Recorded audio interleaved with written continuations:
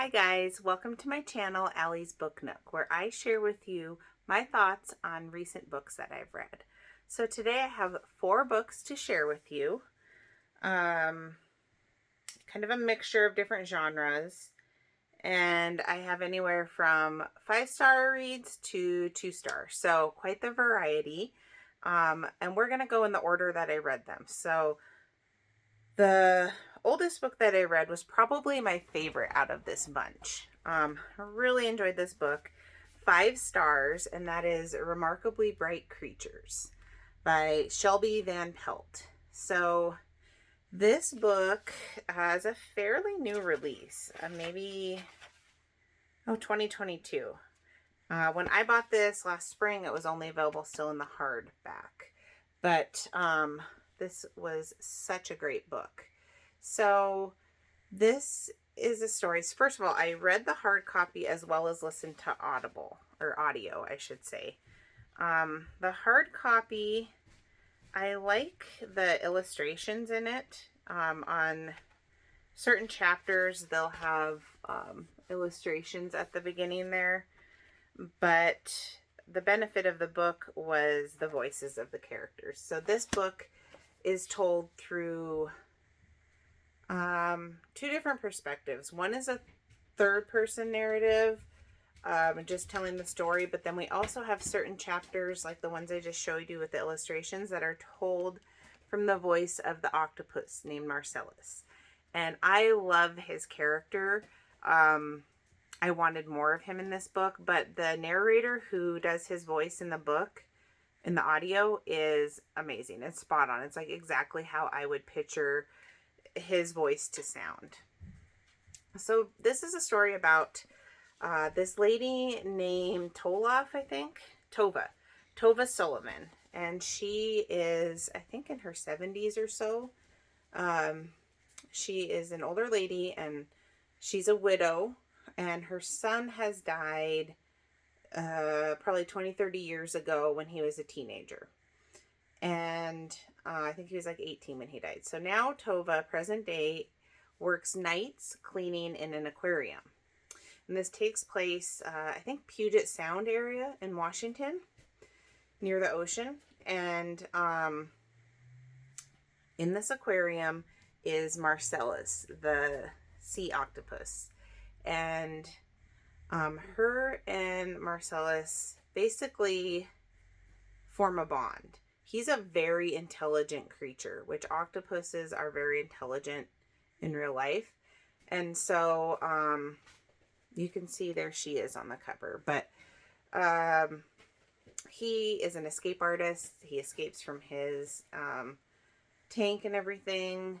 And they sort of form this bond.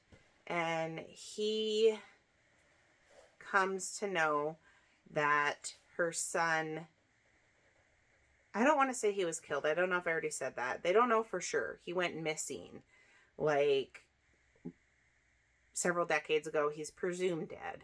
But he comes to know that and comes across certain clues that can help her put together the pieces of her son's disappearance and other certain aspects in her current life that all tie together with that. He knows, and so he has to find ways to communicate with her.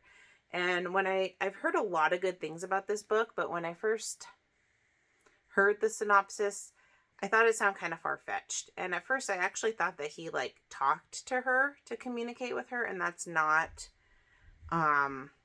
he doesn't speak. I mean, he speaks when he narrates a book, but he doesn't like communicate verbally with her.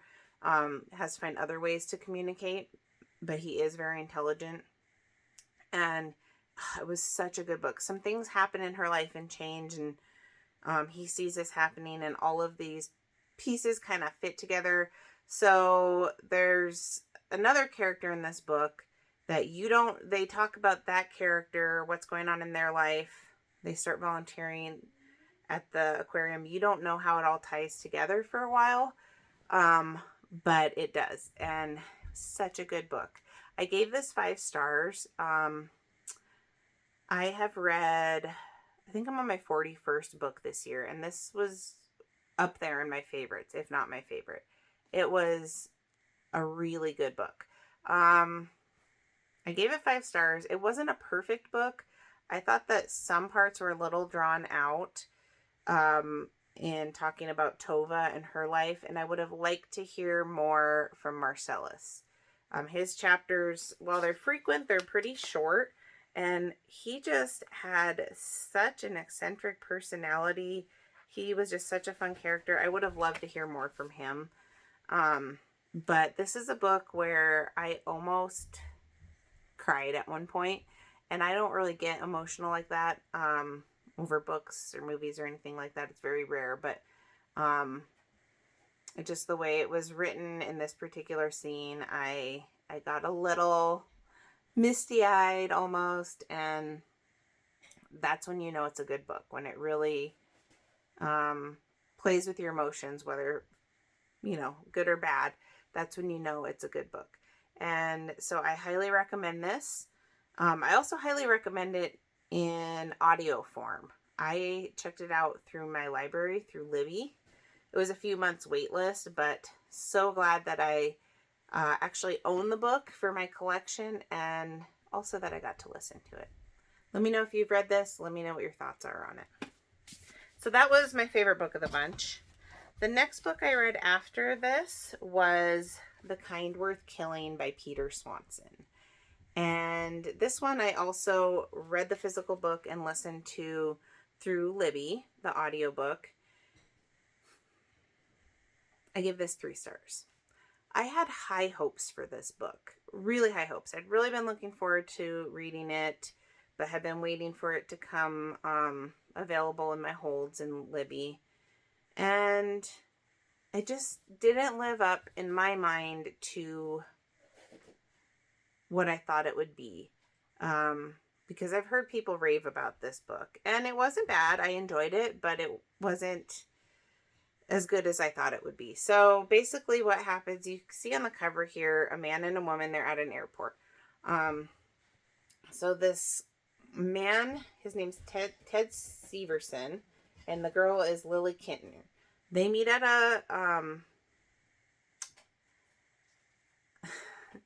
I'm sorry. They meet at an airport, and they're strangers and kind of get talking over drinks, and basically Ted's having some issues in his marriage, and he says, I want to kill my wife. And she says, he's kind of joking, you know, like, but she says, oh, let me help you. I want to help you do it. And she's serious. And so, thus begins the story of this stranger who is going to help him kill his wife. This is told through, I think, 4 different perspectives. We have Ted, we have Lily, we have Ted's wife. What is her name?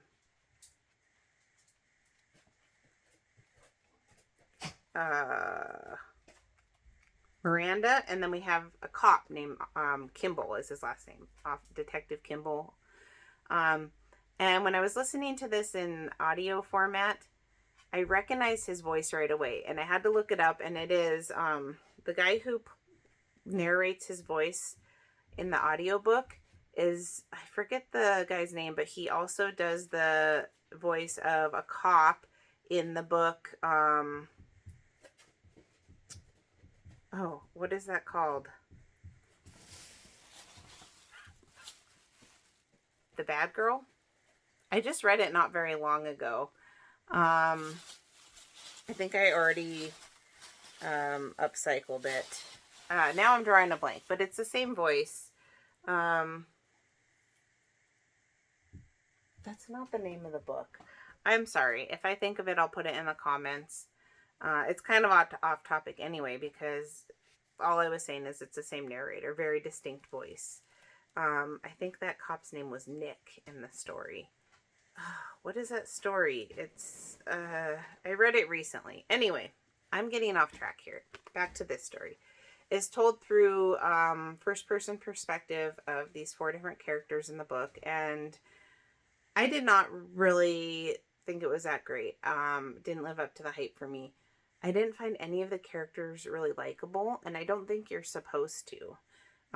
They most of them don't have very redeeming qualities. Most of them are somewhat sociopathic in their behavior.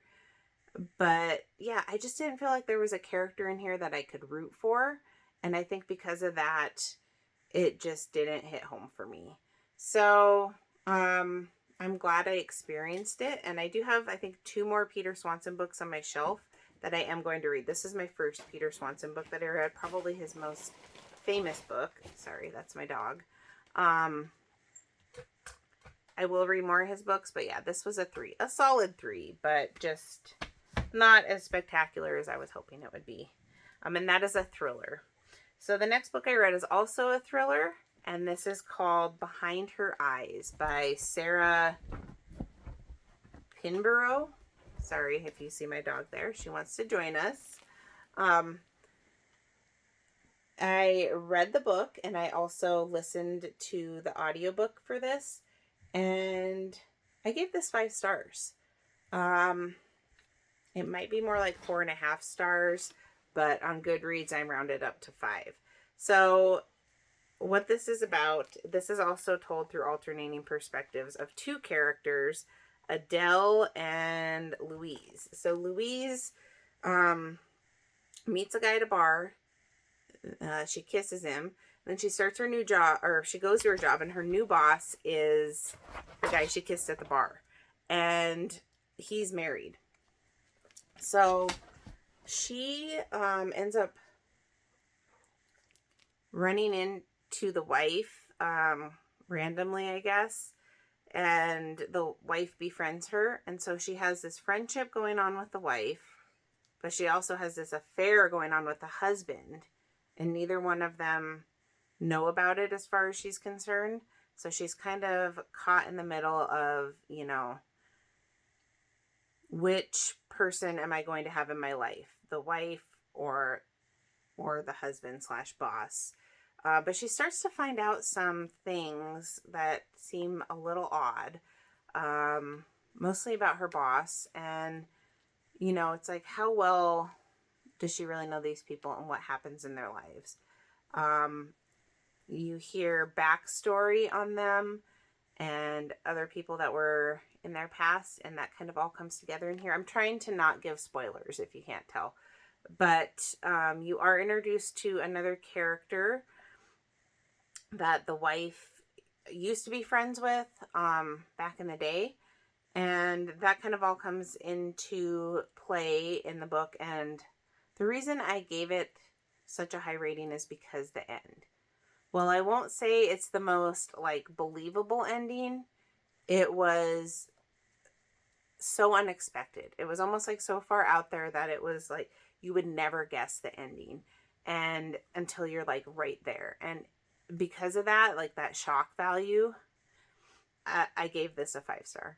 I heard that there's a Netflix series. Actually, I haven't watched it, but I put it on my list, and I think it's 6 episodes. And from what I've heard, it follows the book pretty closely. But some people really like the ending, and some people hate it. I really liked it because it was so unexpected. So, this is, I think she may be a British author. This takes place in Great Britain, and just a really good book I can't talk today. I'm really tired. I'm so sorry. If you're looking for a good plot twist at the end that you never see coming, this is a good one to pick up. Okay, so the last book... Okay, we're just going with it. Maple's going to join us. The last book that I have is the worst one that I read of the bunch, and that is called The Prophet of Yarnwood, which is the 3rd book in the book of City of Ember series, and it's by, I think her name's pronounced Jeanne Duprow. I'm not really sure. But I have been reading with my daughter the City of Ember series. So there's 4 books. This is the 3rd. The first one, City of Ember, excellent. Gave it 5 stars. I talked about this book in my last review. Oh, The Good Girl. That's what that book's called, The Good Girl. That had one of the same narrators. Anyway, getting off track here. City of Ember, 5 stars. City of Sparks, 4 stars. Third book, Prophet of Yarnwood, 2 stars. This was not impressive. I had high hopes for this book. The first 2 books take place at some point in the future, in a dystopian future. And this is the prequel. So you expect to hear about how this dystopian future came about.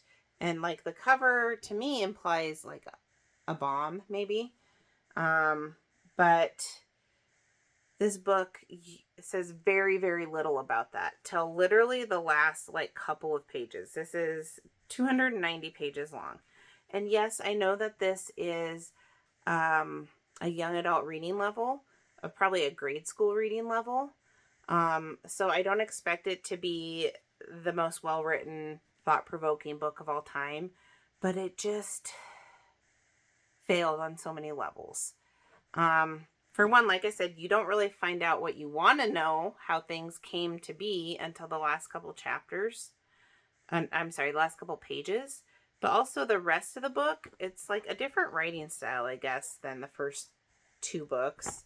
And it's really kind of mediocre. So, and it leaves so many plot holes. Like, the author will bring up things in the story and then never follow through with them. Like, what was the point of bringing that up? So this happens probably sometime around present time, because they have cell phones and stuff. And the U.S. is kind of on the brink of like a world war. And this 11-year-old girl named Nikki and her aunt go to Yarnwood, North Carolina, which is why it's called the Prophet of Yarnwood, to sell her uncle's house. And there's a lady there, an older lady, that the town is calling a prophet because she had a vision of just like destruction, fiery death, all that stuff. And so some of the townspeople, they try to interpret what she's saying, but it's really hard to understand. But their interpretations are that she's saying, you know, we can't do this or this or this if we want to be saved from this destruction. And so they start setting these rules in the town that are pretty limiting for like people's human rights, that type of thing. So I think the author was trying to make a point about like groupthink and stuff like that, but it didn't wow me. And like I said, she would bring up stuff in the story that never followed through. Like this girl Nikki, she finds her grandpa's journals where her grandpa's journals where he talks about possible paranormal activity. Never follows through with that. One of the neighbor guys, he's some type of scientist, and they talk a little bit about alternate dimensions and messing with those. Never follow through with that. Mysterious writing they find on a card. Never follow through with that. Like, why even bring those things up in the story? I don't get it if you're not going to follow through with any of them. So yeah, this was a disappointment. Like I said, it was the 3rd book, but it was a prequel, and there is one more book, and it's called The Diamond of Darkhold. I am going to read that book. I did already pick it up, because it goes back to the storyline of the first 2 books. So now it's back in the future. So I am going to read that one, and hopefully it's better. I think that's a pretty low bar to set, but hopefully it's better than this one. And I did like the characters in the first 2 books, so it's going to follow them again. I don't think that this book was necessary. I think you could read the series. I guess I haven't read the last one, but so far you could read the series without this. And like I said, it was only the last couple pages that it really talked about, and not even in a lot of detail, but basically that the world kind of went into war, and that could have been an epilogue very easily, or a prologue or something in one of the other books. We didn't need a whole different story that's almost 300 pages. It was a pretty easy read. I read this in like a day. maybe a day and a half. When I was having a garage sale, I just sat outside and read this, but I wouldn't recommend it. As much as I love the first 2 books, this was a dud. So, yeah, those are the 4 books that I have read recently. I am currently reading, I finally jumped on the bandwagon for A Court of Thorns and Roses. So that is the book that I'm currently reading. I am about a little over halfway through it, and so far I'm really, really enjoying it. So to the point where I own that one. I own the second one, and I today just went and ordered the other 3 on Amazon. So hopefully it doesn't take a turn for the worse like this series, but really enjoying it. So stay tuned for my review on that. This is kind of my first time like really diving into fantasy. I've never really read fantasy. I like sci-fi. I have quite a few sci-fi books, but not a lot of fantasy. And I'm really enjoying it. And so far, I'm like, I see what the fuss is all about.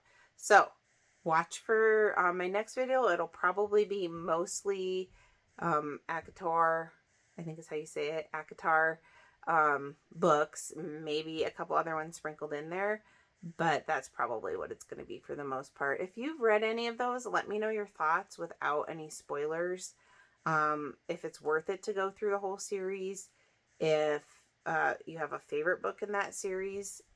You know, big series are a commitment, and so that's why I kind of veer away from them. I've had ones that I really liked, like Harry Potter. Miss Peregrine's Home for Peculiar Children was really good. I haven't read all of them. I only read the first 3. But I read all the Harry Potter. But then, like, Outlander was not for me. I got through, I think, like 4 books, maybe into the 5th one, and I got into a reading slump. And that put me in a bad reading slump for a long time. So I'm not going to do that to myself. I'm not going to force myself to get through the series if I don't enjoy it. But so far, things are looking really good. So thank you guys so much for joining me. And let me know below what you are currently reading. What's your best book you've read so far this year? What's your worst book you've read? And have you read any of the books I just talked about? Let me know your thoughts on those. Thank you so much, and I will catch you in the next video. Bye, guys.